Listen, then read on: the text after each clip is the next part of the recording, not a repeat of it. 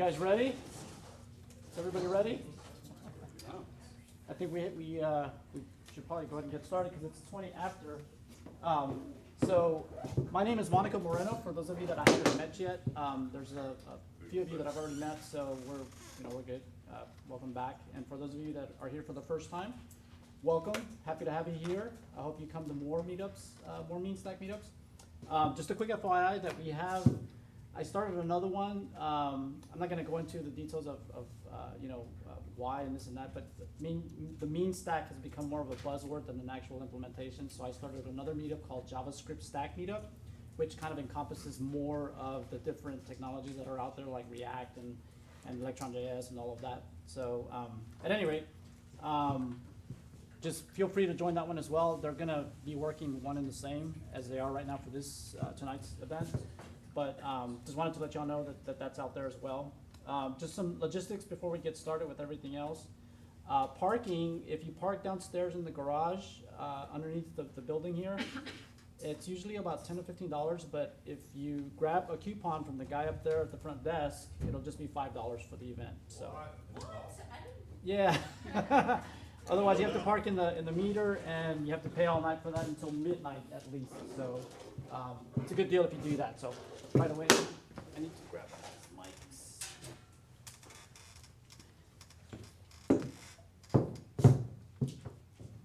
Testing. There you go. Okay. So I wanted to make a few announcements before we do the thank yous, and then of course go into the lightning talk, just like 3 to 5 minute lightning talk, and then we'll go into Evan's talk about his book and ExpressJs.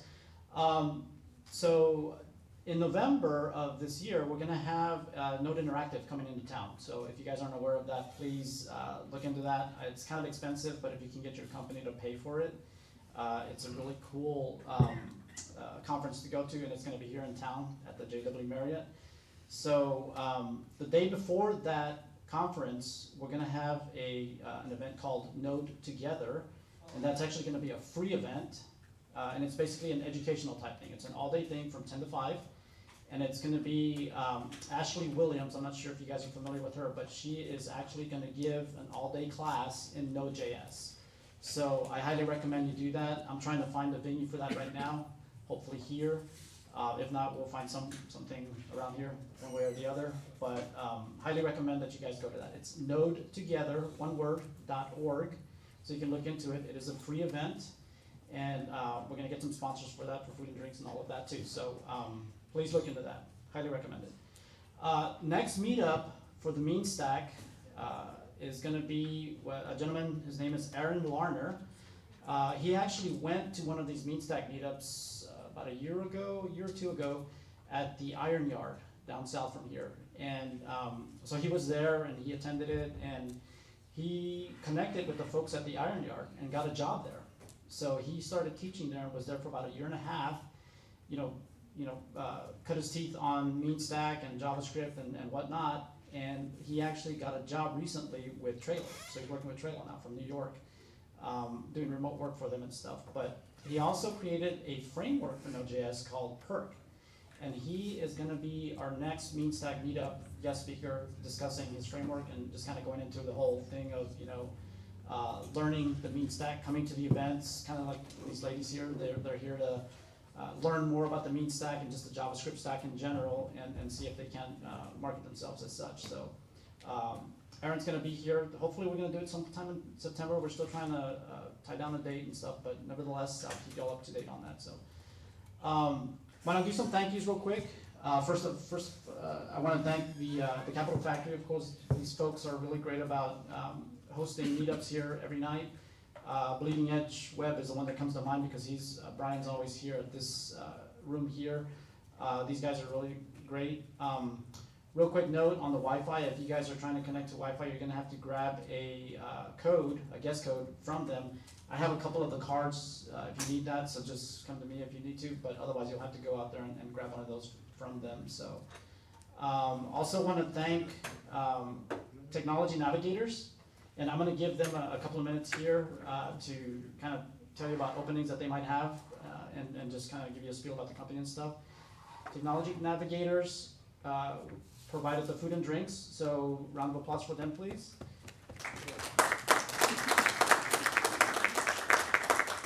Brianna and Newton and all the guys, there's like 5 or 6 of them here. and Dina, they're all here, and you know, these guys are great. I've kept in touch with them over the years, and they're pretty awesome, so I'll have them come up here in a minute. Beacon Hill, Mr. Bob Martin over there in the red shirt. They're providing the door prizes, which we'll be giving away later on tonight. Which reminds me, if you want to have a chance at the door prizes, put your ticket, they're back there at the table back there. Put your ticket in the bucket so that way we can draw them later on tonight, and we'll see who grabs these books. They're the Express in Action by Evan, of course, and he's going to sign them for us. We'll do that later on tonight, about 8:30 or so. Also, Austin Fraser. I don't think anybody from Austin Fraser is here, but they're the ones that provided the T-shirts that we have over here. I purposely put them over here in the front, so if you want to grab a T-shirt, you have to come up here and say hi. So please grab one on your way out if you want to. Again, Austin Fraser. Danielle Michelini is the lady that I work with from Austin Fraser. These guys are great too. And last but not least, I want to go ahead and thank Braintree. Braintree is the company that Evan works for. They were very generous in sponsoring Evan's trip down here. They paid for his flight and all of that, so he can come down here and talk to us about his book and just express in general. So, Newton, you want to go ahead and give your 2 minutes? Absolutely. So this is Newton Brown from Technology Navigators. It won't be 2 or 3 minutes. So has anybody here ever gotten a phone call from a recruiter? I did. So yeah, we are a recruiting agency. We've been in Austin for 15 years.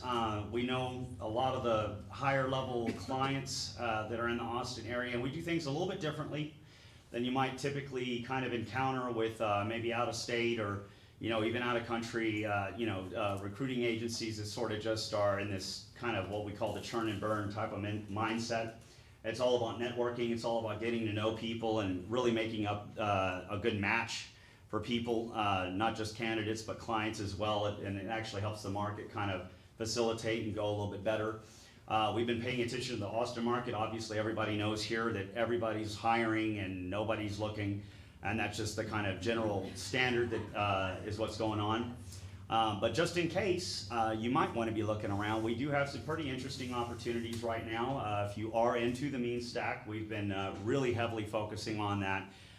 Functional reactive programming is something that we've been seeing a lot of recently with a little bit more of our kind of bleeding edge type of clients that are looking to kind of stay ahead of the curve with things. If you happen to know anybody that is looking, that is familiar with AngularJS, web accessibility, that's one particular opportunity that we're really looking for right now that's kind of a difficult one to find.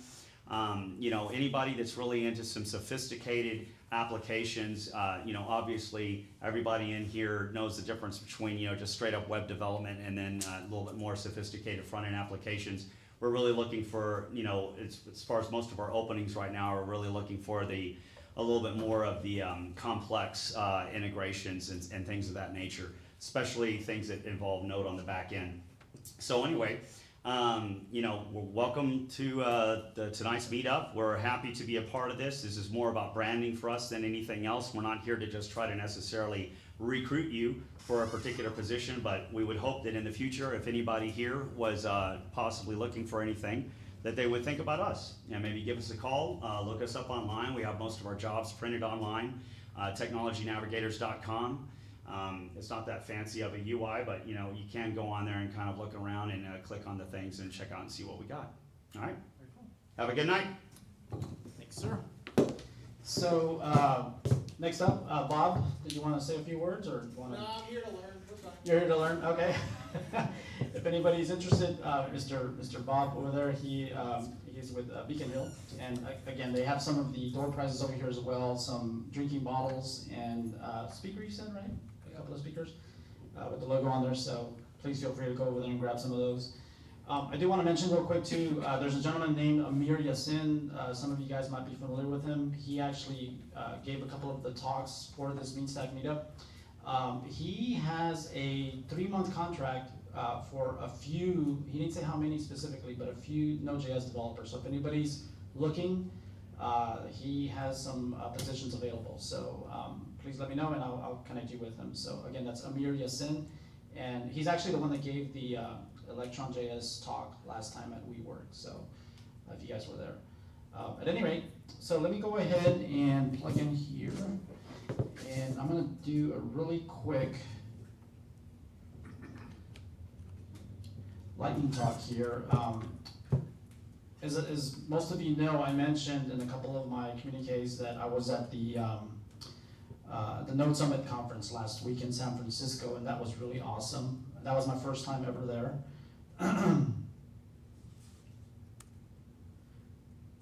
So just real quick, here's my handle for Twitter, that's my blog, and that's my professional website there. So I'm gonna share these slides on the Meetup page later on tonight, and you guys can grab them from there. So at any rate, so the talks, there were a ton of them, of course, like any conference would, right? There were a ton of talks. I have some of them listed here, and I have a link down below where you can go and check to see what else was available. But from all the talks, the gist of it for me, or the overarching themes that I got from it, from the summit, was a couple of things. Community and education was one of the overarching themes, and the future of Node, which is really bright. There's a lot going on right now, and it's headed in a lot of directions, and it's looking really promising. So there's drama here and there, but nevertheless, you find that in any community. But these guys are really, they're embracing the whole aspect of community and inclusion, and trying to include anybody and everybody that's interested in Node and wanting to see it succeed. So the one talk, or the panel that really caught my attention, was the Node.js community panel. The four folks that you see there from left to right: Rachel White, she's with IBM Watson; Dan Shaw, he's from Node Source, he's out there big time; Brian Hughes from Microsoft; and Tracy Hines, who's with the Node.js Foundation. Tracy's the one that's actually doing she's working on the certification, the Node.js certification for professionals and stuff, which I'm hoping to help her organize and do that. There's a ton of folks that want to help with that. But at any rate, the panel discussed 3 key points. They tried to come up with a definition of the Node community, what it meant, what the Node community means. They did a quick retrospective as to what worked, what didn't work, and what they could do better as a community, and what each of them wanted to see improved or wanted to see different in the Node.js community and Node itself. So the definition, they had a ton of ideas and insights and whatnot, but basically they talked about having a feeling of fellowship and joint ownership, where everybody has a liability to the project and just the peripherals of the project itself. So the last point there is kind of what really caught my attention was the community is not just about the use of Node or the developing in Node, but it's also the interest from the community, from us, in the success for Node.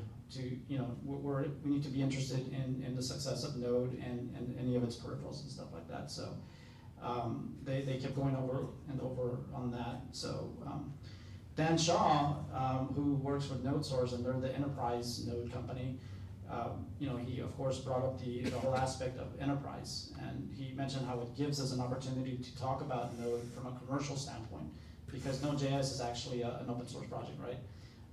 So it's, when you think open source, you think, well, it's not for profit or anything like that, but you actually can make a profit off of Node by consulting or training and whatnot. The source code itself is free, of course, but there's a business that thrives around that. So Dan brought that up and reminded us about that for the community as well. So, and he mentioned that it's more important to have that because of all the folks that are coming in that have not been from the very beginning in 2009 when it was created by Ryan.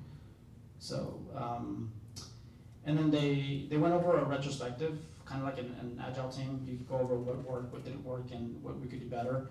I didn't list them all in here. I just kind of put them all together because they kind of overlap. But basically, what worked really well, has worked really well, is the diversity facilitation, bringing in people from different backgrounds and whatnot. Free time bias, which I'll go over here in a minute. The accessibility, again, the different conferences like Node Interactive, Node Live, and the Node Together. Training, which falls in the training bucket, Node Together, which is Ashley Williams, and the Node.js certification that Tracy Hahn is going to be working on. So the free time bias speaks to the point of a lot of the work that's being done and that has been done on during the free time. So a lot of these guys, they have professional jobs, like Evan. They work, they have a day job, and then on their own time, they develop. They do some of the development for Node.js and like ExpressJs and whatnot. So that has worked, but by the same token, it can be a disadvantage because a lot of us, we have families or other things that take up our time as well, so we can't really spend too much time on that. So that's part of the embracing the community and trying to help each other that way. If I can't work on something tonight, Evan will work on it and whatnot. We share the responsibility and the liability and whatnot. So that's what they were talking about at that point. So, and what do they want to see for the future of Node? Each of them mentioned something. Rachel, she summarized it by saying she wants more weird stuff, atypical ways of doing things other than just web apps, straightforward apps and whatnot. So Dan, of course, mentioned mentors at any level. So for instance, you just started with Node, but you've been developing for 10 years or something like that. You can still be a mentor at that level, even though you're a beginner with Node. So he wants to see more mentors at every level.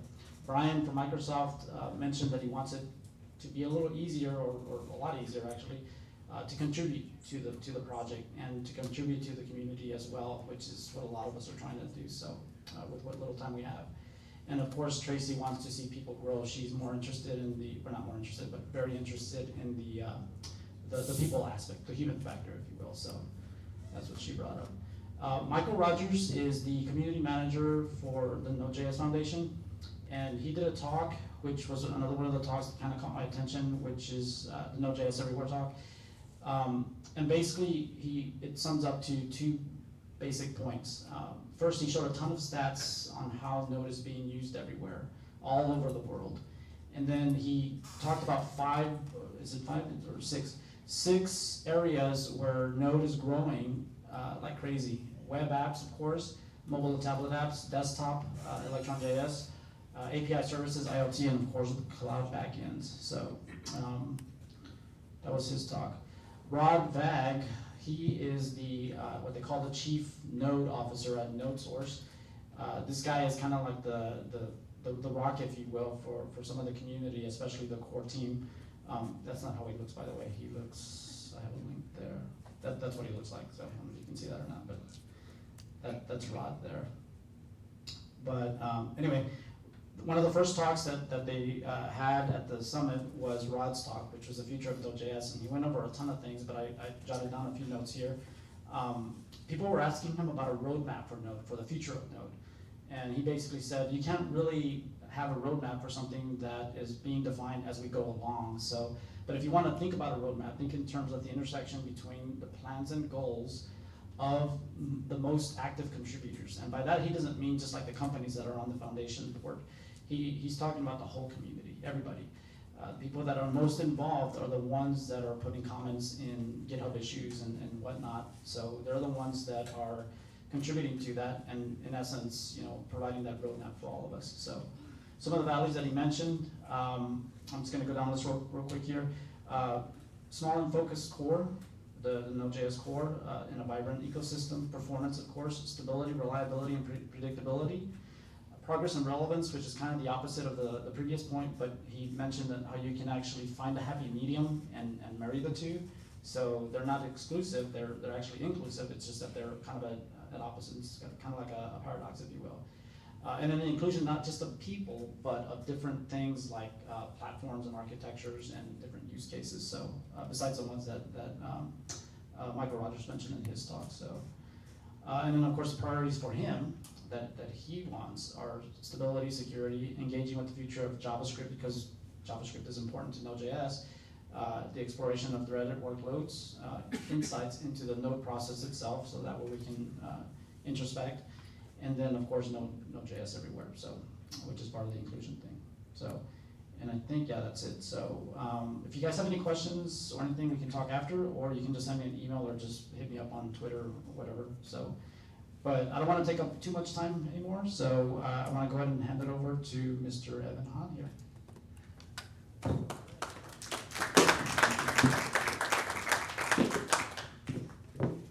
I like Mr. Evan Hahn. I don't know what that is. Hello, hello, hello. Is that good? Is that good? Better? Huh?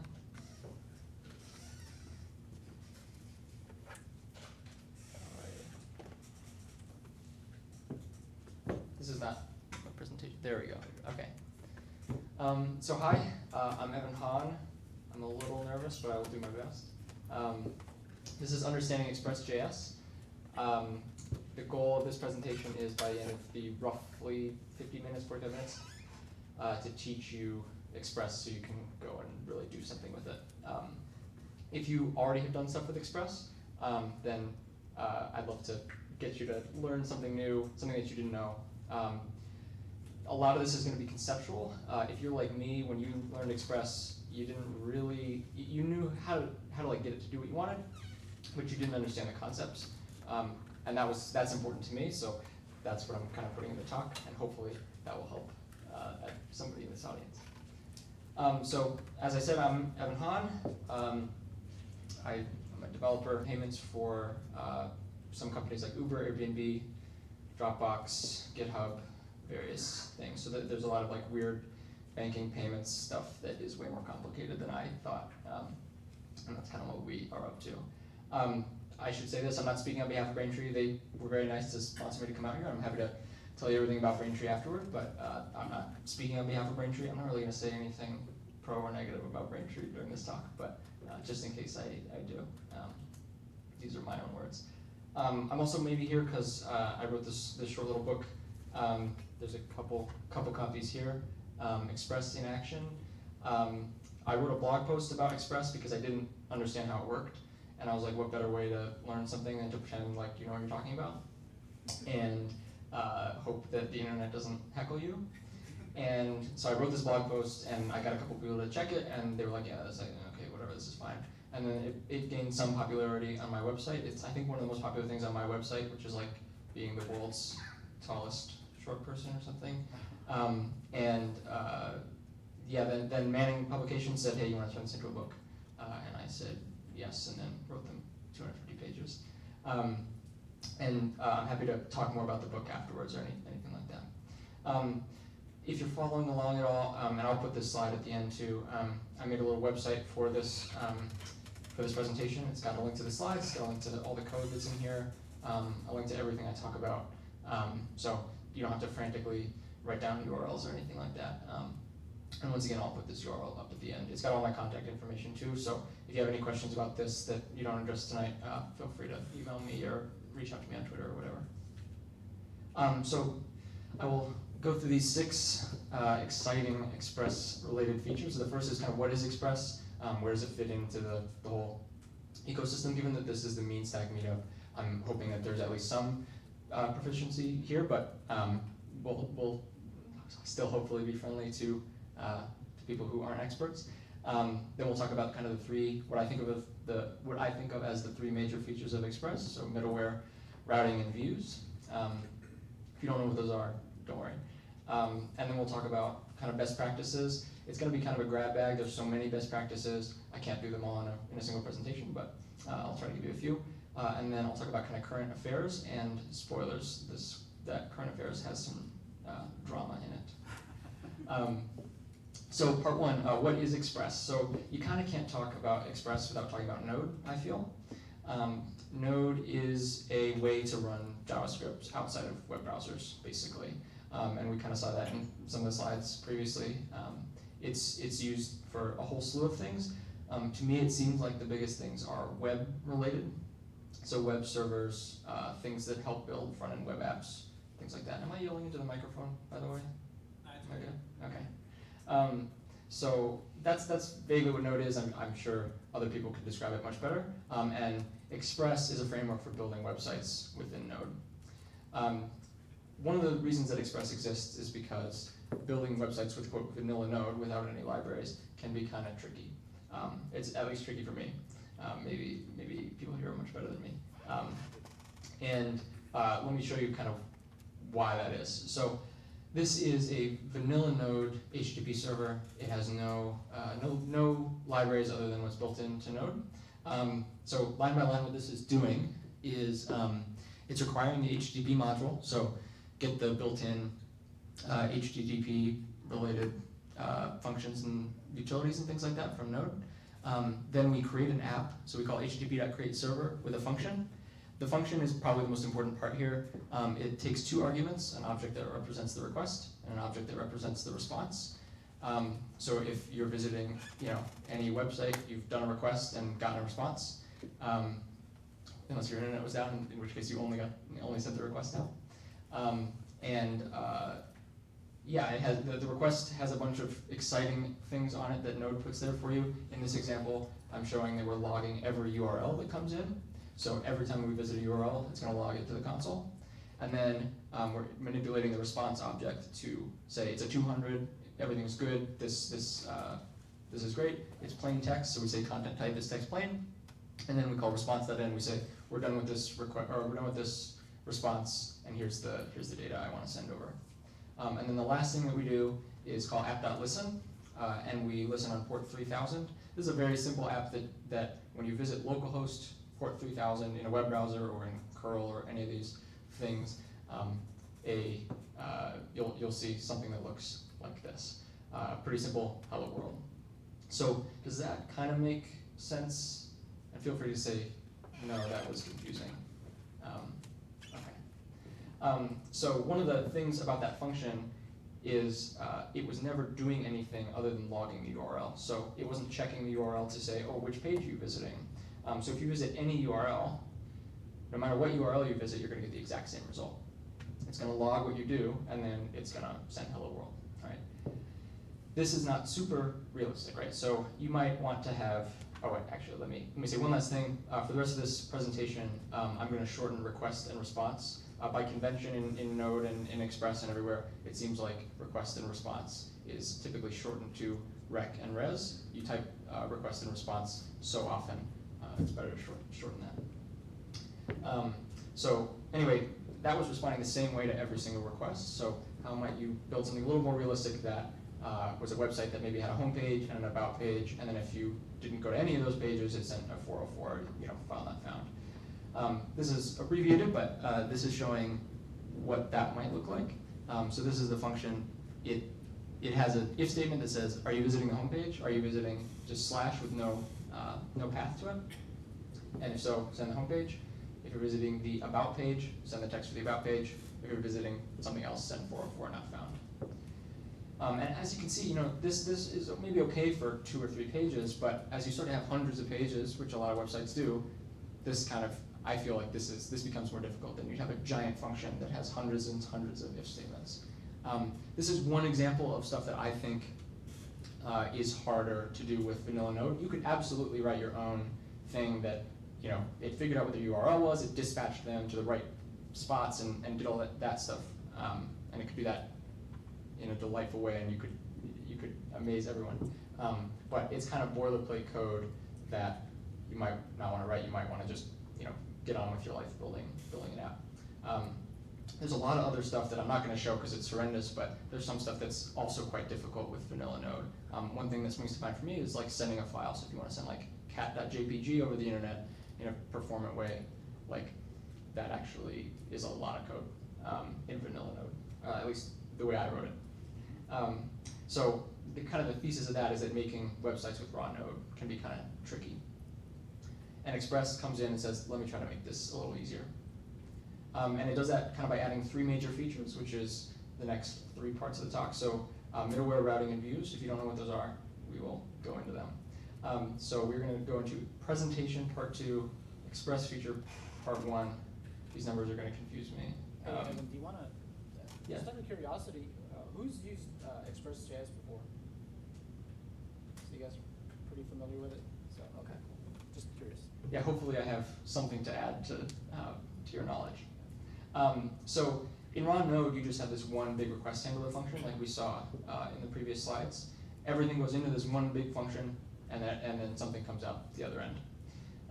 And you can choose, this function can choose to dispatch things to smaller functions or whatever, and but you're kind of responsible for writing that. And this is what that looks like in code. I've abbreviated it a bit, but it's a function that takes 2 arguments, request and response. And middleware is the exact same thing conceptually, except instead of 1, you have a bunch. You have a list of them. And so a request comes in, it hits the first middleware. The first middleware can either respond to the request completely, or it can continue to the next middleware in the chain. That middleware has the exact same 2 options. It can either respond to the middleware, or respond to the request, or continue to the next middleware in the chain, and so on and so on. One thing that comes up is that these are sequential, so it always starts at the first, then goes to the second, then goes to the third, and goes to the fourth, etc. There's never any like jumping around with middleware. So does that vaguely conceptually make sense? Okay. And this is kind of what that looks like. For those of you who've done Express before, this is probably pretty familiar. These are 3 middlewares. We call app.use, so actually let me back up a little bit. The first line, we require Express, we require the Express module, so that we can then on the second line create an Express app. And you just call the Express function with no arguments. And then the next 3 little chunks are 3 examples of middleware that are empty, they don't do anything. They take a request and a response object and a function that continues on to the next middleware. Those request and response objects, by the way, are exactly the same as what we've seen in quote vanilla Node. They have a few extra nice features, but if you never learn those nice features and just use the quote vanilla Node stuff, this would all work just fine. Next is there because you conditionally want to continue sometimes. So for example, sometimes you always want to continue to the next one, and sometimes you might want to continue to the next middleware in the chain. It's also there because Node has a lot of asynchronous stuff, so there might be a long-running operation. You might want to let another request finish, or you might want to let that operation finish before you continue on to the next middleware. And you can see because the last one doesn't have next, it's not going to continue on to any middleware because there isn't another one. So it's really just a list of functions instead of just one big one. So let's look at a couple of examples. So the first is a rewrite in Express of that first app that we saw, the vanilla Node app. So the first 2 lines are the same. We create an Express app after we require it. Then we log every incoming request. So we say incoming request to request.url, and then we call next to continue to the next middleware in the chain, which sends hello world. And if you visit that in your browser, you'll see the thing on the left at any URL you visit. And then on the right, you'll see it's logging in your terminal, all the stuff that gets visited. This is another example that's a bit contrived, and I think really, hopefully, expresses, so to speak. Expresses an important middleware feature, which is that middleware doesn't have to continue on to the next middleware. So this is like a date wall. So like, let's say that I want to hide some secret code until today, August 4th. The first 2 lines are the first 2 lines of the middleware are saying like what's right now, and then when do I want to unlock. That is August 4th. That's 7. You'd think it would be an 8, but why be consistent with JavaScript? There's 0 index months for some reason. So that is August 4th. And then there's the if statement that says if it is later than the first moment of August 4th, continue on to the next middleware. Otherwise, send a 403, hey, you're not allowed to see this yet, come back on August 4th. If we have continued on to the next middleware, we send the password. So that's an example of middleware that sometimes responds and sometimes doesn't. Is that vaguely clear? Okay. So let's go through all of the built-in middleware in Express. This is the static file middleware. Static file middleware I don't really like that name. I think it's kind of confusing. It's just they send a bunch of files middleware is how I think of it. If you visit localhost 3000 or whatever your app is on, /cat.jpg, if cat.jpg is in that static folder defined on that line, it'll send cat.jpg. Otherwise, it'll continue on to the next middleware by calling next. So this is a really simple app that I've omitted the start and end on the slide, but this is a simple app that sends files in a folder called static if they're there, and otherwise sends a 404. So this is an example project structure. You can see app.js and package.json and node modules, and then there's a static folder that has 3 files in it. if I visit localhost 3000/cat.jpg, I get this picture of a cat, and if I visit something that isn't in that folder, I get a 404. So that's an example, another example of a middleware that conditionally responds. Also, I find express.static to be pretty useful. I use it in a lot of the Express apps that I work on. So it's good to know about. And that is actually it for built-in middleware.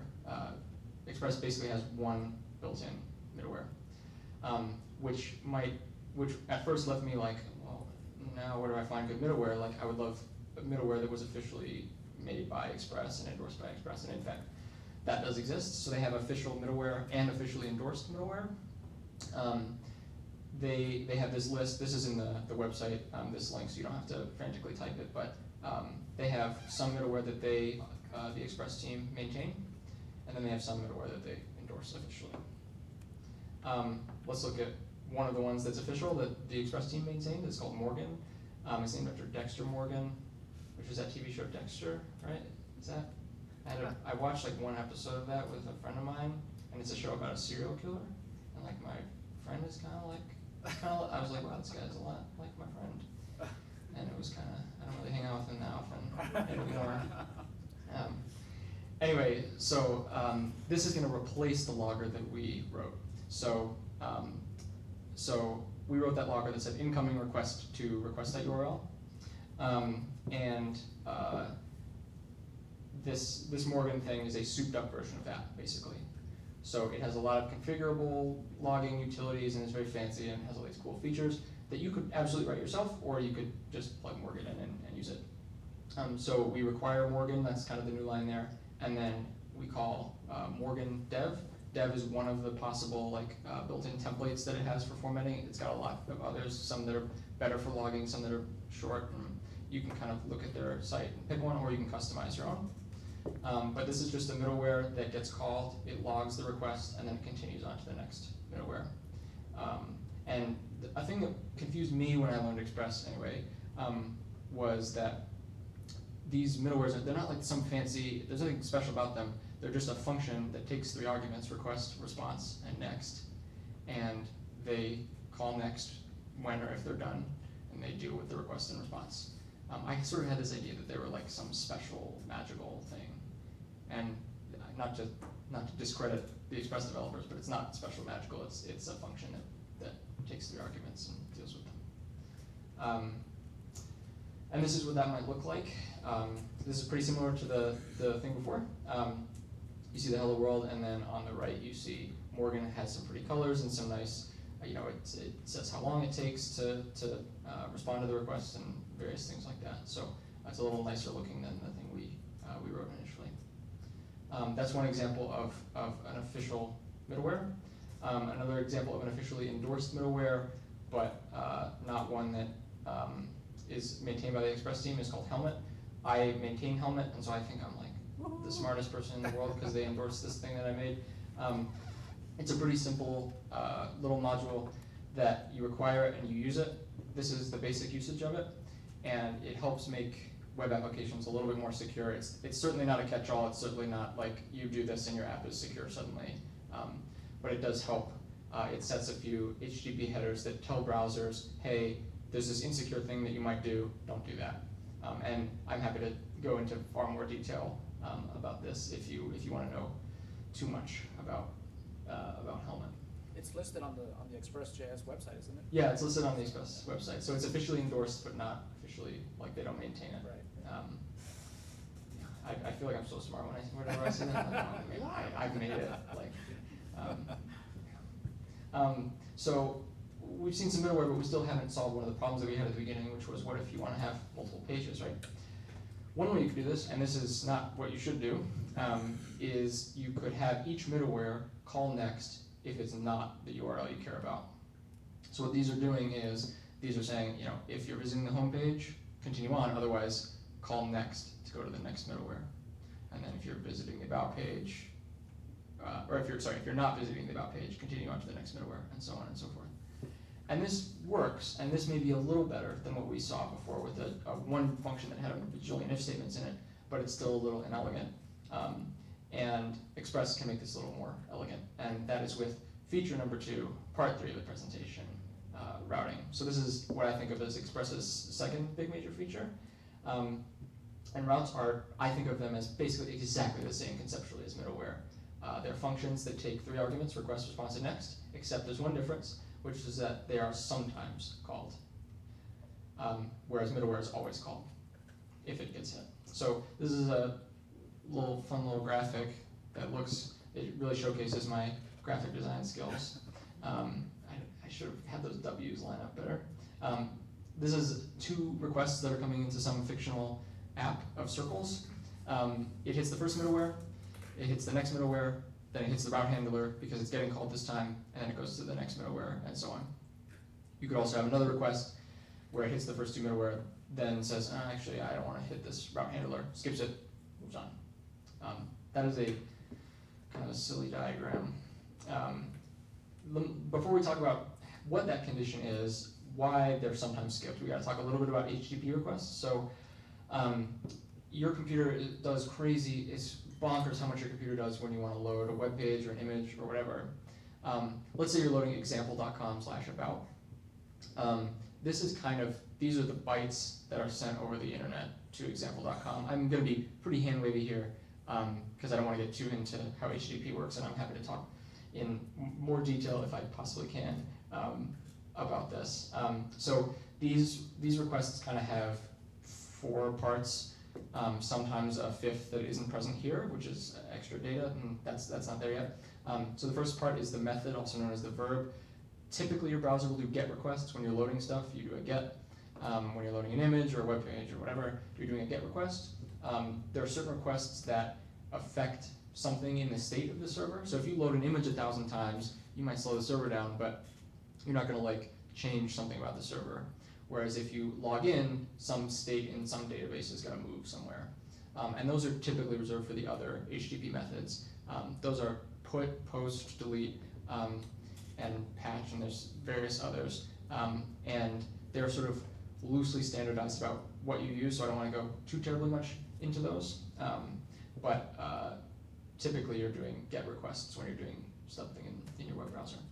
The next thing is the path, which is it's when you visit example.com/about, the path is /about. Then there's the HTTP version, which is 1.1. Most stuff, it seems like, is HTTP 1.1 right now. HTTP 2.0 is out and people are starting to use it. I think Twitter and Facebook or something support it now on their servers. And so new browsers that support HTTP 2 will connect over HTTP 2. There's also HTTP 1.0, which I don't think has a lot of play in the wild. I am not an expert on the prevalence of HTTP 1.0. And then in these requests, there are also headers. So there's one that's required, which is host, which is where you're connecting, in this case, www.example.com. And then any other headers that you want to send in a request. Browsers often send a user agent, which is what browser are you? So Firefox or Chrome or Safari or whatever. And that's sent as an HTTP header. Express routing cares about 2 of those things. It cares about a method and it cares about the path. You can access the rest of these things. You route based on the first 2. So this is a simple Express app that uses middleware and routing. So the first one is a middleware and it logs every request that comes in. We've seen this before. Then it hits a route. If we're doing a GET request to the home page, if we're doing a GET request to /, it runs the code that's in that little function. So it says, welcome to the home page.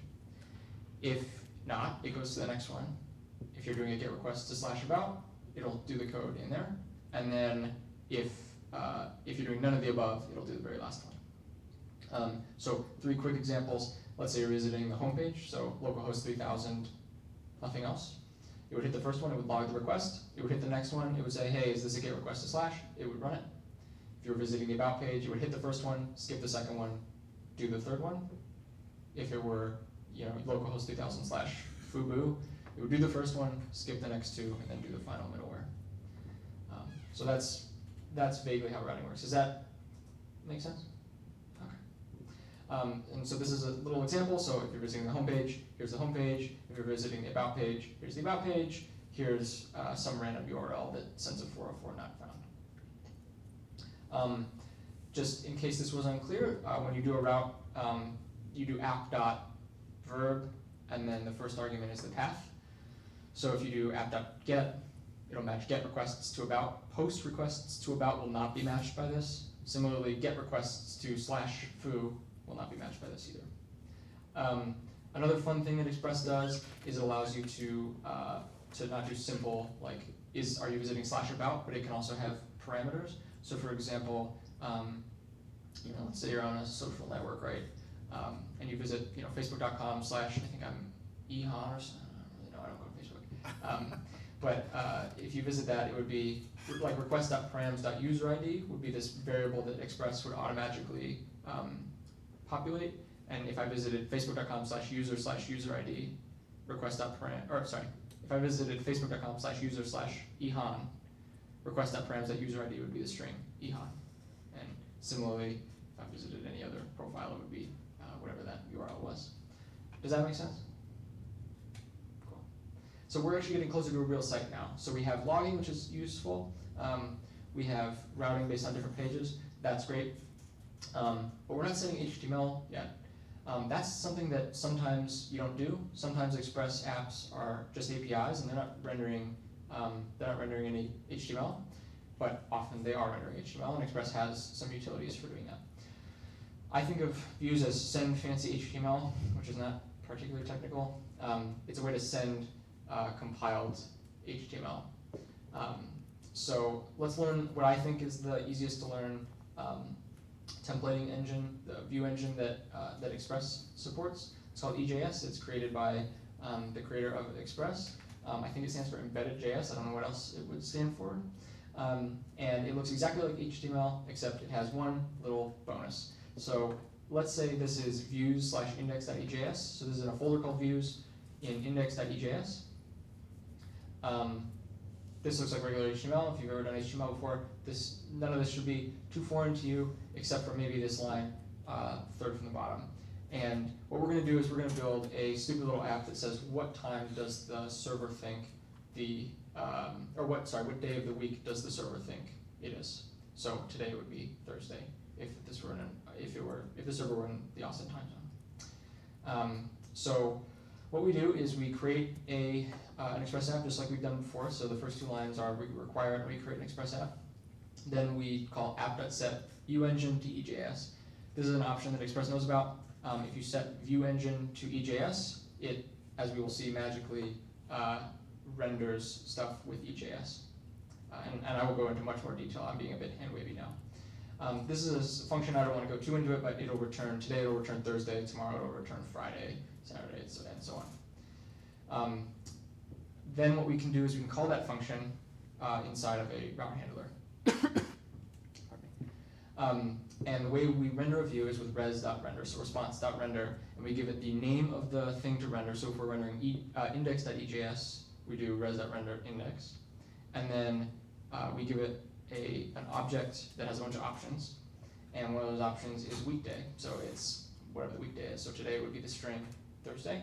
And then if we were to render this HTML page, it would look something like this. So if we visited this page tomorrow, it would say it is Friday. A terrifically exciting example. So let's talk about some of the mechanics of how Express actually figures that out, because you said res.render index, and it's somehow new to find that file. Not terrifically complicated, but was not immediately clear to me. So when you call res.render index, what it's going to do is, okay, now it knows that it's index, but it doesn't know index.ejs, index.whatever. So that's the next line. It figures out the extension with app.set viewEngine, so that's how it knows index.ejs. And then by default, Express puts its views in the same folder as app.js, basically, /views. So we can configure that if we want to. We could put it in view or some, I don't know, some fubu, some random folder name if we wanted to, but we're just using the default here. So the way it finds the views directory is it's just relative to where app.js is, and then to find index.ejs, it combines those two things and makes a file. How does it actually do that rendering though? Because we've only given it the string EJS, we haven't given it any logic. So after you install EJS, this will magically work. So if you do res.render index and app.set viewEngine EJS, Express will do some stuff. I'm going to show you what the code looks like in the real Express source code. It's not exactly what it is, so it is a little pseudocode. And this is, by the way, code you would not write yourself. This is all part of Express. So the first thing that it does is it gets a function that will render the HTML.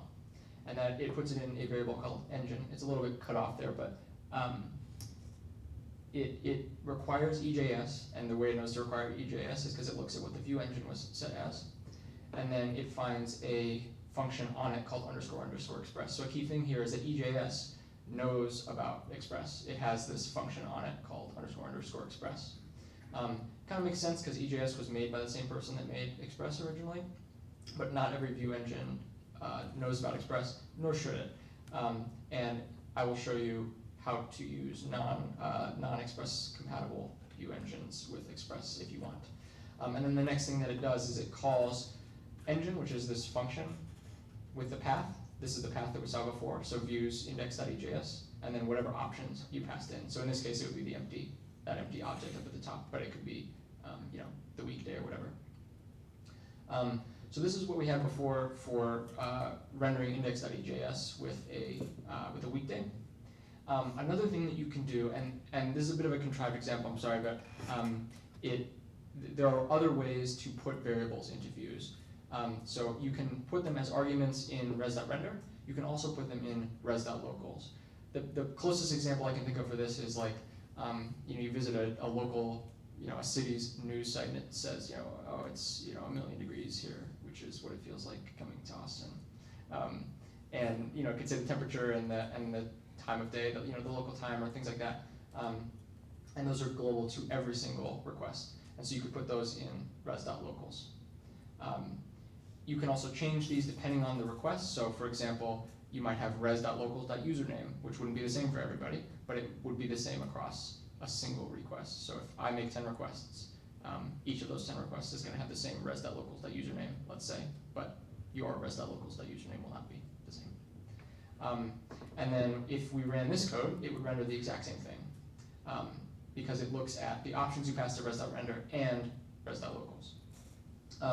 You can also have variables that are interpolated globally. So these are things that are not just per request or per res.render call, but they're global to your whole app. One example of that might be a title of your site. So let's say this is a really creative name, my webpage. Then what you can do is you can set app.locals.site title to be the string my webpage, and now every view has access to site title. It also has access to weekday because we didn't remove it. So this is kind of what that might look like. So it's the top thing is from app.locals. The second thing is from res.local. How does it actually set those variables? To be a bit hand-wavy here, it creates an empty object. It puts everything from app.locals into it. It puts everything from res.locals on top of that, and then it piles everything from res.render on top of that. A key thing here is that if you have something in app.locals, it can be overridden by res.locals, which can then be overridden by the arguments to res.render. And in pseudocode, this is real JavaScript, but this is not exactly what Express does. It does an object.assign, if you're familiar with that, where it takes all the properties from app.locals, puts them in an object, puts all the properties from res.locals, and so on. So that's how it figures out what variables to interpolate into these views. So I mentioned unsupported view engines. There's a lot of ways to render dynamic HTML in JavaScript, not all of which are supported by Express. There are many ways to get unsupported view engines into Express. One way is with Consolidate.js, which was created by the creator of Express. Excuse me. And let me show you the exciting of how this works. So let's say we're using Dust, which is something that I guess Braintree's parent company PayPal uses a lot. I don't know too much. But this is a view engine that is not compatible with Express. I looked at the source code. I don't believe it doesn't have anything in its source code that is, it doesn't have that __express function exported. And this is what that might look like. Let's say we want to say hello and then interpolate world or heaven or whatever. What we can do is we require consolidate, just like we've required every other module. And then we set the view engine to Dust. This is pretty similar to what we saw before. We set the view engine to EJS in the previous example, and this one we're just setting it to Dust. It's not too different. And then the thing that is different is we're telling Express, hey, when you're rendering Dust, don't use the dust module, use consolidate.dust. So by default, it will require dust, but if you overwrite app.engine if you overwrite the dust app.engine, it'll use whatever you say. And consolidate is just, basically it's a little wrapper around, it's a wrapper around a bunch of different view engines. So dust, handlebars, underscore, a bunch of these different ones. So if you want to use any incompatible view engines with Express, consolidate is one way to do it. So this would render hello world. Instead of EJS, it would render with dust. So that's basically views, and that's also kind of core Express, so that's kind of more than the first half of the presentation. Basically, in a nutshell, Express tries to make building web applications with Node a little bit easier, because it can be difficult. It does that in kind of 3 ways. One is with Middleware, which is basically an array, a list of functions that are called in sequence. And then it also does that with routes, which are basically the same thing, except they're not always called. It depends on the URL that is being requested. And then also Express has a lot of nice utilities for rendering views, dynamic HTML. So that is kind of Express in a nutshell. Before I go on to anything else, does anybody have any questions about kind of core Express stuff now? I can take a little break and then before I move into best practices and drama. All right. So part 5, best practices, grab bag. This is going to be nowhere near everything that is the best practices for Express, but I have a website that like the website for this presentation has a bunch of links which hopefully can add more clarity to this. So one thing, if you're generating a new Express project, there are a lot of different ways to do it. One of the ways is with Express Generator, which is an officially maintained thing that you run, and it generates an Express app for you. To install it, you do npm install Express Generator -g will install it globally, and then you can say Express path to my new app, and it creates a ton of files which it can then use to, or which you can then use as kind of like a starter kit for building an Express app. Then you can cd inside and do whatever it is you want to do. There's an example there's a GitHub repo for all the code in here, and there's just an app that's generated with this in there. We'll talk a little bit about some security stuff. So in addition to using that helmet module that I work on, which is really not the biggest thing you should do, one thing you can do is use the latest version of modules. New modules will have not only just regular bug fixes, but often have security bug fixes that it's responsible to upgrade to the latest versions. I know at Braintree, we want to upgrade to the latest versions, of course, but sometimes they have some incompatibilities, and so we don't always upgrade, which we should. But what we do is look at the Node security platform. The Node security platform is this, I'm going to be very hand-wavy with this, but it's a group of people who look at Node modules and find problems. They publish, oh hey, there's a problem, and then they say, and it was fixed in version 1.2.3 or whatever. You can go on this website. It's linked to from that little website for this presentation. I think it's nodesecurity.io, and you can just look through it and find the modules that you're using that are insecure, and be like, oh shoot, I gotta upgrade this. Or you can run NSP check, which automatically does this for you. So if you're in your project and you've installed NSP, and there's instructions for how to do all of this, you run NSP check. It looks at your all of the modules that you have installed and says, oh, actually this one is insecure. You should update a version. So for example, the popular date library moment had some security problem, and in this fake app I have 2.11.0 installed, which has the vulnerability, and it's saying you should upgrade to something at least 2.11.2, and that's what the patched thing is. And there's a link for more info, and you can learn kind of more about the problem. So we run this at Braintree when we want to upgrade some modules. We want to figure out which ones are the highest priority to do, and those are generally higher priority because if they have a security vulnerability, that's a lot worse than it's missing some new feature. So I won't talk too much more about security, but Express has some security best practices on its homepage. That's linked to on that list of links I have, and you can find it. I think it's on the Express website, Advanced Topics, Security Best Practices, I think is where it is. Another thing, do your tests, eat your vegetables, do your tests. If you write tests, you can be sure that your code works the way you expect. I admit I'm not perfect about this. I don't know anybody who's like perfect about writing their tests. But I think it's a good thing to do, and I try to do it. I won't talk too much about how to do testing with Node in general, but I'm happy to talk with anybody about that afterward if they're interested. One thing that I will show is how to test an Express app. So the first thing that you have to do is export the app so that tests can hook into it. If you have an Express app, let's skip to the last line for a moment. You can export it. If you're familiar with how Node modules work, you do module.exports equals app, and that'll export it so that anybody can require it.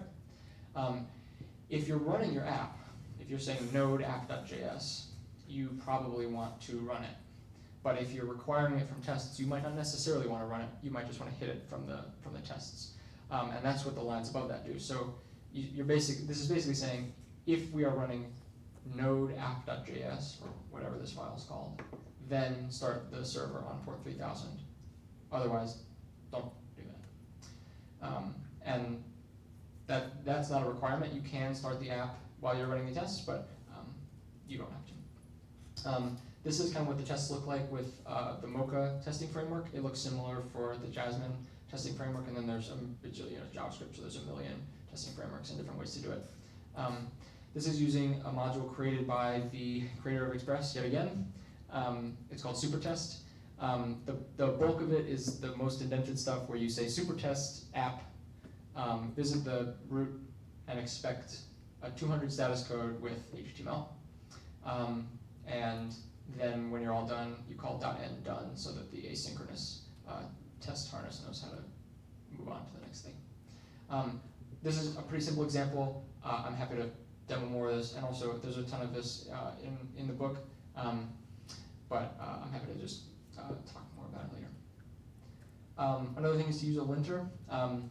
People get in horrendous flame wars, I feel like, on the internet about which linter to use. I feel like ESLint is a good choice, standard is a good choice, semi-standard is a good choice. There's JS Hint, which is a little older but still seems like a good choice to me. It kind of has two benefits. One is that it enforces consistent code style, which is especially good if you're working on a team with lots of people. To me, the slightly bigger advantage is that it can catch real bugs that tests might not catch. There are other ways to catch some of these bugs, but I've had linters catch lots and lots of bugs that I've made, especially just while developing. It just saves me a bunch of time, let alone solving bugs that ever make their way into production. So one example, this is a stupid example, I use the Vim text editor generally, but there are these linter plugins for everything. Before I even tried to run this file, I had a linting error that said, oh, you didn't import Express, basically. It says Express is not defined. And so I was like, oh, before I go run this, why don't I just import Express? That found a real bug. That wasn't just a style problem. Like this code would not have worked, and the linter could find that. And I find that to be pretty helpful. There's editor integrations for Vim, which is what I use. There's editor integrations for basically every editor. Sublime Text, Atom, WebStorm, any of these. So don't feel like you have to use Vim to get these. So now we're going to talk about drama, which is my favorite part. So in short, there was some drama, but we're okay. I keep saying that there's drama. These are real people who had strong emotions, and they're not completely crazy people. This isn't like, I don't know, this isn't some unrealistic thing. These are real people who have real emotions, who are actually mad about things. So I hope I'm not trivializing too much when I say the word drama, but let me go into it. So I'm going to steal most of this from a blog post called The Unbelievable History of the Express JavaScript Framework, as well as just my experience kind of seeing what's going on with Express. So there's this guy who I have not said by name, but he's the creator of Express, TJ Hollowaychuk. He releases Express version 1 back, I have no idea when, in the 1800s. And he has this one-man company called Vision Media in Canada. And it's at github.com/visionmedia/express, because Vision Media is his company, he's this one dude, he's got github.com/visionmedia/express. I think that the GitHub URL is symbolic of some of these events. Not necessarily, I don't think it's necessarily like this is, the URL itself is extremely important, but I think it's kind of symbolic. So it's owned by this one guy at this point, and you can see that from the URL. TJ Hollowaychuk releases Express version 2. TJ Hollowaychuk releases Express version 3. Wait for it. TJ Hollowaychuk releases Express version 4. Then TJ Holloway-Chuck quits Node. I think there are a lot of people who hate things before they try them, and JavaScript is no exception to that. A lot of people say, I hate JavaScript, they never tried it. And they're like, oh, it has these problems. And JavaScript has a lot of problems. And TJ Holloway-Chuck is not one of those people, I feel. He's written more Node code than probably anybody in the world, I feel like. I don't know if that's true, but he's written a ton of it. And he wrote Express, he created Supertest, he created EJS, he created a ton of these things that it was really hard to write a Node app without using something that TJ Holloway-Chuck at least created. And he really gave it a fair shot, and then he wrote this blog post, Farewell Node.js, and he's like, I'm moving to the Go programming language. Some people thought that he was like some people had this conspiracy that Google planted him in the Node community, which they don't own. And then like he makes a bunch of modules, maybe he's like several people working at Google, and then dramatically quits Node to move to Go to like build good PR for Go, I guess. I don't really believe that conspiracy, but I thought that was interesting. There's a lot of weird conspiracies about TJ Holloway-Chuck that he's like not one person, but he's like Shakespeare or whatever, and he's like 80 people. It's not really the point of this. So he quits Node, and in doing that, he's slowly trying to find other people to maintain his projects. The biggest of which I think is Express. This guy Doug Wilson steps up, a volunteer as far as I know, and he then so Doug Wilson's maintaining it. Then TJ Holloway-Chuck does this thing, kind of with nobody's permission, and he's legally allowed to do this, but it's kind of rude, some people think, that he sells it to a company called Strongloop. I don't think anybody was super upset that Strongloop took it over. I think some people were upset that he sort of, without asking anybody, basically sold this community project to this company. So it kind of exited the public space and entered the private space. I'm trying to be as impartial here as possible. I think TJ Holloway-Chuck says he regrets this. I don't think this like ruined everything in the world for everybody, but this stirred up a lot of angry tweets and blog posts and stuff about how TJ Holloway-Chuck shouldn't have done this and all that stuff. TJ also said that he didn't make that much money from doing it, and so he's like, like I did something rude, like I should have at least made $1 million. Anyway, so he gives it to Strongloop, and now this is the new URL. So now this is Strongloop's project, and Strongloop has full access to do whatever they want to it. Express 5 with basically, it's just Doug Wilson as far as I know, and many contributors, but not a lot of Strongloop support at this point. Express 5 enters alpha in November of 2014. We're still on Express 4. Express 5 is still in alpha. It's coming up on 2 years. So what's going on? One of the things is that IBM bought Strongloop. People have distrust of large companies, and so this stirred up some hubbub as well. I have no skin in this game really, but Express 5 development starts to slow, and without too much knowledge of this, Doug Wilson feels that that the help he's getting and the money and the time from IBM and Strongloop is just not what he wants. And he's doing this thing, as far as I know, for free in his free time. And IBM and Strongloop, he feels they're not helping him. I don't want to say whether I don't really know too much about whether they actually were helping him, but it doesn't really seem like there were a lot of like commits from IBM or Strongloop employees. So it seems like they were kind of ignoring this, but who knows? So Doug Wilson, in a kind of heated GitHub thread, says, "I am closing down Express 5. I am quitting the Express technical committee. I cannot trust anyone anymore." Which is like this guy. I mean, like he can't trust any people. Like he walks down the street now, and he can't trust anybody, that's amazing. And I think I don't feel like he's being completely unreasonable, but he's certainly, this is certainly a pretty emotionally charged statement. And there was a lot of hubbub about this and talk of a fork and talk of, let's take this open source thing back from IBM, and there's this thing, and I kind of would summarize that as drama. I don't want to trivialize because people were really scrambling and upset about this, but that's kind of what happened. So the Express Technical Committee is established. It becomes more Doug Wilson is asked to join it, Strongloop people join it. It becomes kind of this more ceremonious thing. Express stops being or I don't know if it I actually don't know exactly how this works, but I believe it's now part of the Node Foundation, so it's now kind of back to the community. You can visit github.com/expressjs/discussions to see the technical committee's meetings and their notes, and you can bug them on there with whatever you want. Excuse me.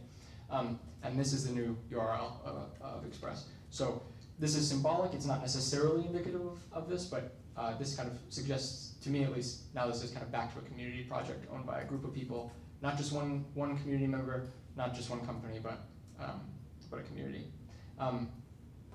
You could definitely poke holes in this. There are lots of open source projects that are just sponsored by one company that have something that looks like this, but I think this is symbolic of the fact that it's kind of back in the community's hands.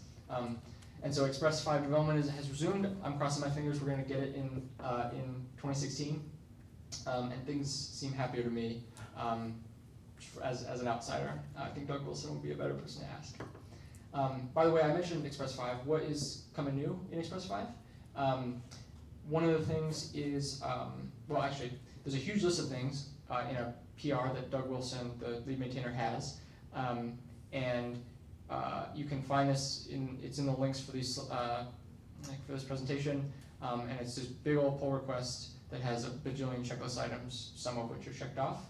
To me, this is my own 2 cents, and I'm not probably the best person to ask, but promise support in handlers, so promises with this new fancy JavaScript feature, and those are getting support in these request handlers, so in middleware and in routes. And then they're going to deprecate a bunch of stuff that I believe already logs warnings when you use them. So if you're getting those warnings and you want to upgrade to Express 5, you also change that. And I'm sure there will be other breaking things, and maybe somebody knows more about this and can correct me. But that is basically Express. So I'm done. If anybody has any questions or wants me to demo anything, happy to do that.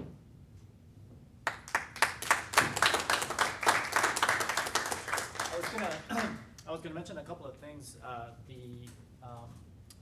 Was it the Express generator? Oh yeah, sorry. The Express generator that Evan mentioned, that's for those of us that are still wanting to learn a little bit more and stuff. That's a really great tool. It's not just for boilerplate code, but it's a good learning tool too. I used that a couple of years ago to kind of get my hands dirty with it. So really good. The other thing I was going to mention is that the Express, the project itself it's an incubator under the Node.js Foundation, like you mentioned. So that's a good thing moving forward. And Doug Wilson, the guy that he mentioned, the lead maintainer, is going to be here in Austin in November, Node Interactive. He's going to talk about the state of Express and the project and all of that. So he'll be here. Like Evan said, if you want to know more about all of that, you can ask him too. So, but does anybody have any questions or anything, or any comments? Anything? No? So, go ahead.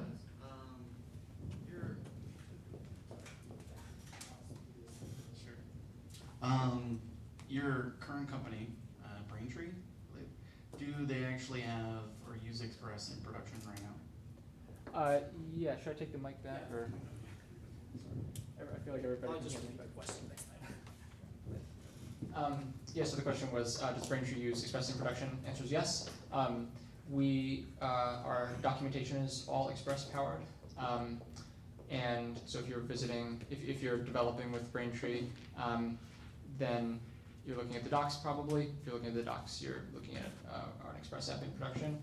I know I work on kind of the JavaScript SDK, which means if somebody is accepting credit cards on their webpage, so Airbnb or Dropbox or GitHub, when you type your credit card number in there, you're typing it into something that I worked on, which is terrifying. And also, I kind of thought that would be really, really simple. Like, that's not a job. Like, who does that? It turns out it's a lot. Our test app for all of that is Express powered.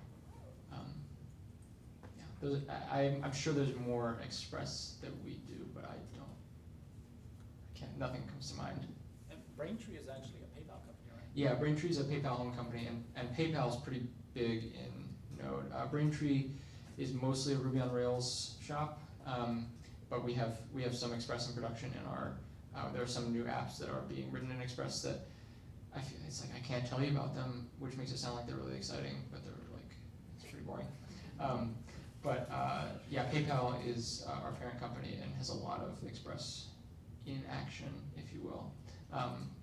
And they also maintain the Kraken framework, which is built on top of Express. So it's got a bunch of I'm not super familiar with it, but it does a bunch of like it's a little more opinionated and it gives you some nice features for using it.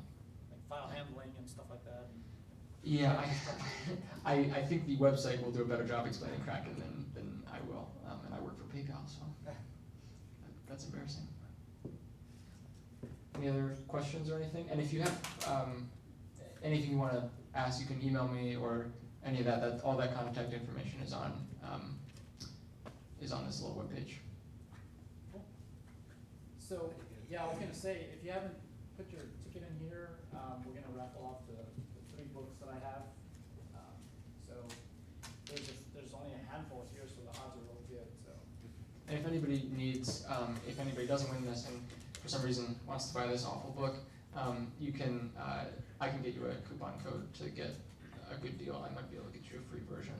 I'm not really sure how that works, but I can definitely get you I actually a good % off. I brought my own copy too, so, and I haven't written in it or anything, so if anybody's really wanting to get it and you don't win it tonight, then I can just give you mine, so. So you wanna grab the first one? We're all good? I'm surprised I'm not gonna win one. And usually you can just call out like the last 4 numbers. Okay, last 4 numbers. 8186. Anybody? Don't want to jump at once. Nobody, really? Somebody put the ticket in there, they must have left that. Only 5 in one.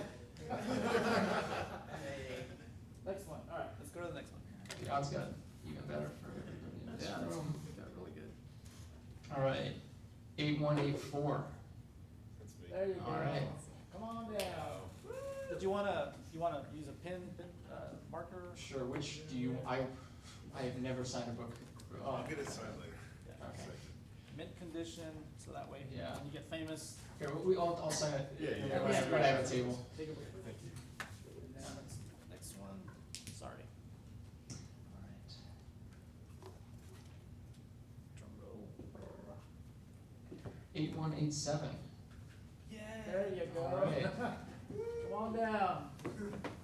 If you win it, you don't have to read it, by the way. All This right. guy's really good, he's so modest, man. All right. 8185. There you go, Pedro, alright. All right. And that's the last of them. That's the last one, yeah. All right. Did anybody that didn't get the book, does anybody like really want it? Yeah, I'm gonna give you my copy, man, come on over here. Also, if anybody wants like a pirated ebook, that's very easy. Am I allowed to pirate my own book? Is that? Oh, can I get an ebook one? Yeah, there's one in there. Yeah, it has like a little coupon for the ebook. Yeah. Oh, cool. In there. So if anybody wants to share that, Yeah. feel free to do that. But at any rate, yeah, thank you, Evan. That's another round of applause for Evan. And, I think that's it. So feel free to mingle or whatever. So I'm just gonna put stuff away and we're done. So appreciate it. Turn that one down. Yeah, bottom. By the way, we get these 2 nice aluminum water bottles. They're slightly dented now. And Bluetooth speakers. They actually work really good. We use them in the office, so. And those are from Beacon Hill staff, right? And then t-shirts too, guys, you know, one less day of doing laundry, so please grab one. It's good to meet you. Yeah. See that up, clean up? Oh, I think Good to meet you. the last time I had my girl, my daughter, I think so. Yeah, and really, let me know if you have questions about Express or anything. Awesome. For any of those. I will, I'll tweet you. Don't really. I would love it if you would sign. They gave me a hard time about coming tonight, so I was like, I'm gonna get you signed the book. Okay. Yeah. Good, thank you. Anything you want to, right? I don't know, whatever.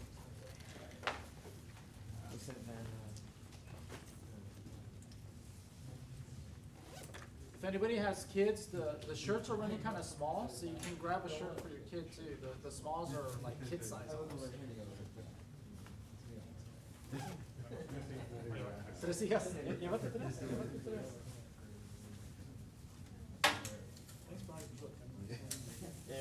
Is it new though? Like, I don't think I've heard of it before. Cada una. Muy buena la presentación.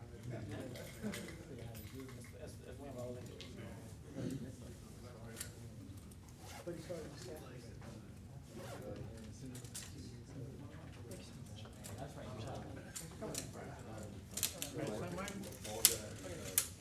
There's gonna be an next month. Can I make an announcement? Yeah, go ahead, feel free. So next month, in the beginning of September, the first week of September, there's going to be Engine XCon here in town. So the first two, they were in San Francisco, and now the third one is going to be here in Austin. Cool. Where's it gonna, what's the venue for that? Pedro. Huh? What's the venue for that? What building? I think it's going to be in Hilton, Okay, downtown Hilton. and tickets are, on sale right now? Yeah, tickets are on sale right now, and I think like the normal price for the 2 days, it's $6.99, but you can also use my name as a discount, and Oh, you really? can get like $400 off. $400 off? Yep, that's What's what your they name? call me. Constantine? Constantine? Constantine, okay. Yeah. All right. Constantine with a C. I think there are two presenters named Constantine. No, so- he knew, man. You can't just blend it. Yeah, the one with the one that is a dictionary spectrum. Put your name in there and we'll get a discount. Yep.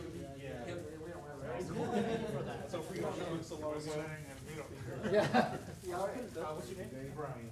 Yeah, pretty good. Everything going right? No, I really, like, feel so Ron was like, I was actually, so I got to see the internal chat about that. Woo! They're like, it's a pretty good vice president on this. No, vice president. So, I got a vice president. May peace. That's good. What's your name? Bob. Bob.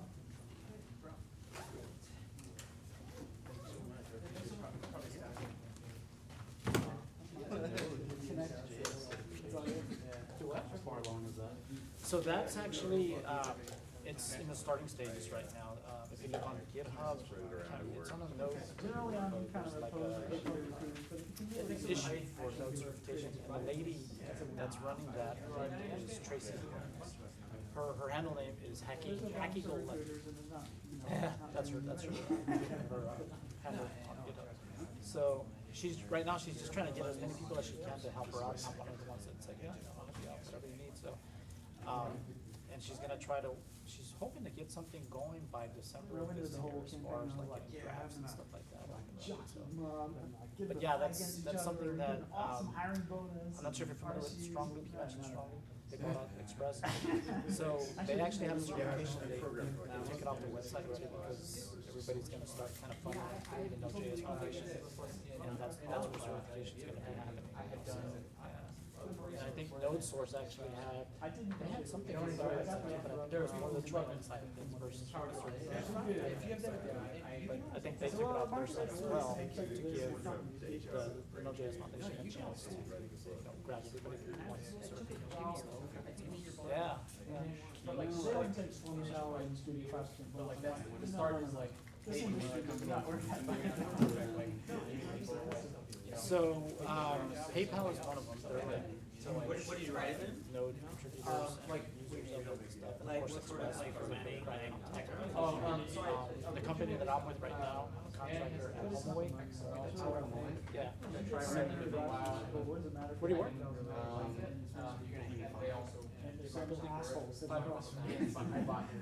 Okay. I'd rather say $20,000. Yeah, yeah, that's where I'm at. Oh, okay. Catty corner to Whole Foods? Yes. That's, yeah. You know that name? But like these trackers are important. It's like that would be such a headache to be like. Okay. Because like when you use XML or whatever. Okay, kind what's of the like, company name? You have the structure, so you know like King's that Eye. you're in control of whatever. Okay, Like with King's Eye is an Microsoft, island. like, you have to click those buttons. Yes. Okay. Isn't that like really annoying or Yeah. whatever? It's not a real place. Yeah. One thing Yeah. that was. Nevertheless, you're there It though, was okay. harder for me, I think. a But, little bit, HomeAway, they are starting to use, I say starting, Like, they were they're technical, but they didn't want to edit. they're getting big behind into Node.js. So, a lot easier for us to be able to schedule. And of course, IBM, Yeah. IBM Watson. I would prefer to do. The IBM Design Studio, they're using it as well. And in fact, I write stuff in Markdown a lot. I think it's because it's so fast. Not fast as in runtime is fast, but it's fast to prototype it, to come up with ideas, and just kind of do A/B testing and different kind of things. So it lends itself to that. And another big reason is API development. You know, nowadays it's not so much about getting stuff from the database; it's about grabbing data from the ether, from the ether through APIs and stuff. Node and Express or something like that, it really facilitates API development. So that's the reason why a lot of companies. That's C, right? Yes. That's what I heard, okay. But yeah, a lot of companies out there, and it's growing and it's moving, and it's according to what I got from the conference. It's a very promising future, at least for the next 5 to 10 years. So I like feel like a geek because I'm at work and I'm like, let's do something with Node, and they're like, oh, you're one of those. what do y'all Does use there? front end. We're start using the good old Linux servers. I mean, they don't want to. They don't even want to hear it. Oh, really? Yeah. Okay. Well, Which really sucks. But to each his own, right? screw it. I'm gonna learn on my own. I mean, later on, if they get their hands dirty and Thank you. they'll start liking it a lot. Thank you very much for the talk. Think twice before they say no. So, Yeah. but well, Super fun. yeah, it is what it is. So, anyway, thanks for being here. Was this? Did you say that this was your first meetup? Meanstack meetup? It's my first mean stack, but I've been. I think there was like quite a couple of people here Did you take a shirt? for Braintree, aren't there? There's a Braintree office here. Do you guys As part of use the Angular office. at all? There's probably So, one Braintree. I've used Angular before, but HomeAway does not use Angular. So they flew in to give the use talk? Backbone. Yeah, they flew me in to give the talk and also. Right now, to everything's meet in my Backbone, team members but who are they're out gonna there. It's start kind of like, moving. they wanted that, they want and some some projects to come out they're to gonna Austin start and using, visit and meet the React. team that's out here. Yeah. So you think about moving here? I'm not sure Maybe, why. I wouldn't have heard I hours. start after Yeah. I make that decision. And, You should definitely get the 6th Street. Make sure you take some for your kids if you have any. Okay. This was for the wife. She, I was gonna say, that looks cool. too small Yeah, for you. it's like right You're here. not gonna fit in there. Yeah. My leg is Slim it down. Like the entertainment district or whatever. But, yeah, I'm not There's sure why they like made that all sorts of decision, Bars but, and whatever, you know, and they're all, They're gonna open, start using React for everything now, like so. until 2 or whatever. So that's something. And I don't on know the, React. I mean, on I've delved into Thursday, it a little Friday, bit, and but I Saturday, need they to learn close the it whole also. street from It traffic. looks So you can kind of like walk between like the bars. I so you one of don't have my. to worry about like the I traffic tried. or We're whatever. working on a couple projects. So they do that every Thursday, We'll Friday, see. and Saturday. To use Okay, Angular. so they're doing that But, tonight and tomorrow. Yeah. Angular has to take over everything, and they don't want to do that. Yeah. So Yeah, they have, well, one of the Like, bars they you know, have, React is just like front end. full, Yeah. It might be and cool then you can, to- like, for $5 you can write the Apparently full. really, really fast. Yeah, feel like there's I would- the shadow down. There's a that's lot of, still- well, I mean, you don't have to, you can just watch the girls writing the rules, so they're actually like girls Yeah. writing the rules by Cool, themselves. man, thanks for being here. It's fun. And I feel what like was your they name probably do a better job than we do. Carrie Blanchard.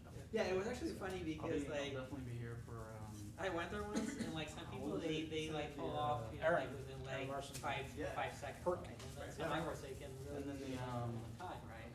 And I think you kind of like, if you kind of like, Yeah, that's, I'm just not look running at that. it, you I'm don't actually- realize I'm how still difficult working it must be, But right? that's gonna be an awesome, Because it's gonna be an all there's day really, Node.js, like- basically it's training, free training. It's just kinda You like gotta go to that. methods involved. I'll be there. Yeah, I feel like that's gotta be a I'll skill, see you a skill I there. don't have. Yeah, it's kind of.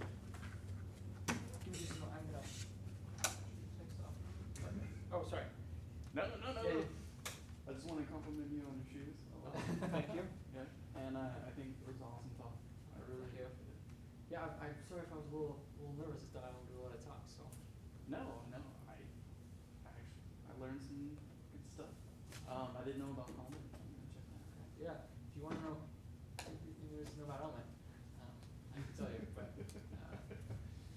yeah, I don't think you want to, just. Well, again, you're very modest, but Yeah. like, the project that I'm working on right now at HomeAway, I was looking through it the other day, and Helmet is one of the things that he installs, or that he uses in there as a.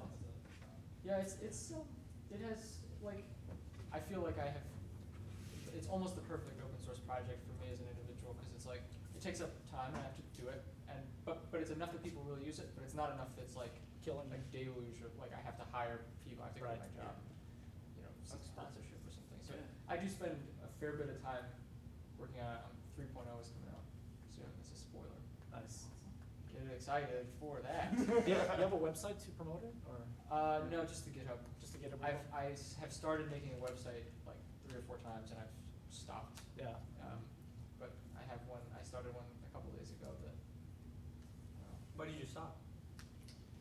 I was like, I don't see this as a huge win, It would help the project, I think, to have like better organized stuff for just one big readme. And it would be a good thing to do, but like, if I could do that, or I could add, you know, I could fix some bug or add some feature. I usually would rather add, if nothing else, then like, I prefer to add a new feature over make a website. But, I don't know, if anybody wants to help, I assign every GitHub issue to you.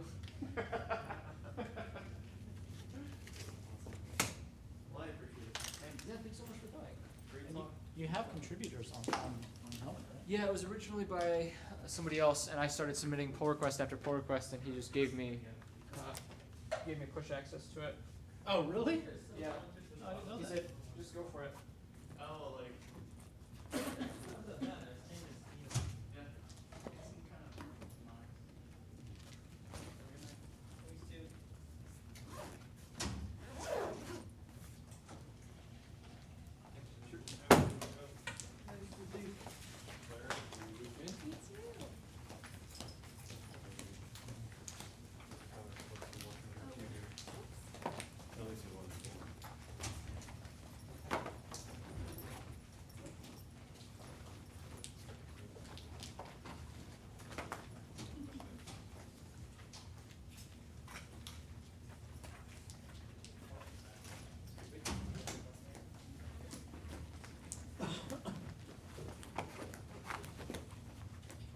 Well, yeah, thanks so much for inviting me on, and letting me make Brain Tree. Was this really your first talk? First talk like this. Really? Okay. Yeah. Well, you did a really good job. I mean, again, you're being really modest, but you're good at what you do, so. I think I need more jokes next time. That's what I Those really will need. come naturally. As Yeah. long as you're focused on, what's important and stuff, the jokes will come, so. Yeah, I think that's the next thing for me. But everybody gets, I've been doing this for a long time, and I get nervous every time I stand up there, so. That's good to know. Yeah, it's not just a newbie thing, it's even experienced people. They have a lot of people have different ways of, grabbing that, like some people grab a coin, and they'll Okay. just rub it in their pocket or something, Right. and that takes away that nervous energy, so, but, yeah, it's different for everybody, so. But yeah, thank you, and, I mean,